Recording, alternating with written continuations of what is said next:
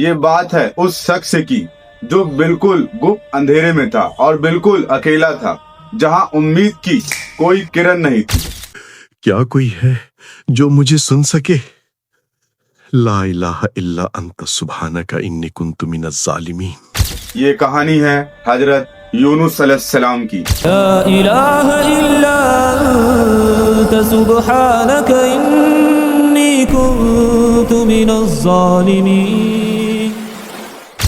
ہم میں سے اکثر لوگ اس آیت کا ورد کرتے ہیں، لیکن بدقسمتی سے بہت کم لوگ اس کے پیچھے کی وجہ اور اصل طاقت کو جانتے ہیں۔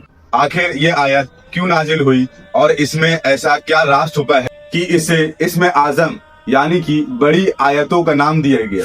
کیا تم نے سنا سعد؟ ہاں، اللہ کے رسول صلی اللہ علیہ وسلم نے اس دعا کے بارے میں خوشخبری دی ہے۔ قرآن کی ہر آیت کے پیچھے ایک حکمت ہے، لیکن آیت کریمہ کے پیچھے جو کہانی ہے وہ انسان کو اندر سے جھنجھوڑ دیتی ہے۔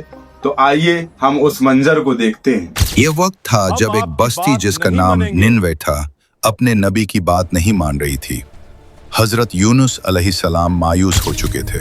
وہ بنا اللہ کی اجازت کے غصے کی حالت میں بستی چھوڑ کر نکل گئے۔ ایک بڑی سی کشتی جس میں بہت سے لوگ تھے اس میں آپ سوار ہوئے۔ موسم ٹھیک نہیں لگ رہا۔ اور کشتی جیسے ہی سمندر میں پہنچتی ہے، سمندر کے بیچ میں ایک خوفناک طوفان آ گیا۔ لہریں پہاڑوں جیسی تھی، کشتی ڈوبنے والی تھی۔ سب مل کر فیصلہ لیے کہ کسی ایک کو سمندر میں پھینکنا ہوگا تاکہ باقی لوگ بچ سکیں۔ قرعہ ڈالا گیا، یعنی کہ کاغذ میں نام لکھ کر 1 بار، 2 بار، 3 بار، ہر بار نام آیا اللہ کے نبی یونس علیہ السلام کا۔ کاغذ میں نام آنے کے بعد کشتی والوں نے یونس علیہ السلام کو سمندر میں پھینک دیا۔ انہیں سمندر میں پھینک دیا گیا۔ امیجن کریں، ٹھنڈا پانی، رات کا اندھیرا اور موت کا خوف۔ لیکن اللہ کا پلان کچھ اور تھا۔ ایک بہت بڑی مچھلی نے انہیں نگل لیا۔ کہاں گئے یونس؟ وہ سمندر کی گہرائی میں چلے گئے۔ اب ذرا سوچئے، 3 طرح کا اندھیرا، رات کا اندھیرا، مچھلی کے پیٹ کا اندھیرا اور سمندر کی گہرائی کا اندھیرا، کوئی مدد کرنے والا نہیں۔ وہاں اس گھٹن کی تنہائی میں حضرت یونس علیہ السلام کو اپنی غلطی کا احساس ہوا۔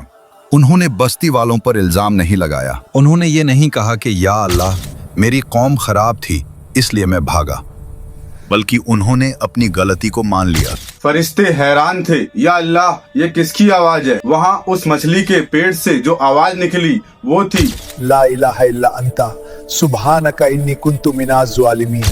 اور پھر اس پکار نے عرش الہی کو ہلا دیا اور اللہ نے فرمایا ہم نے اس کی پکار سن لی اور اس کو اس کے غم سے نجات دی۔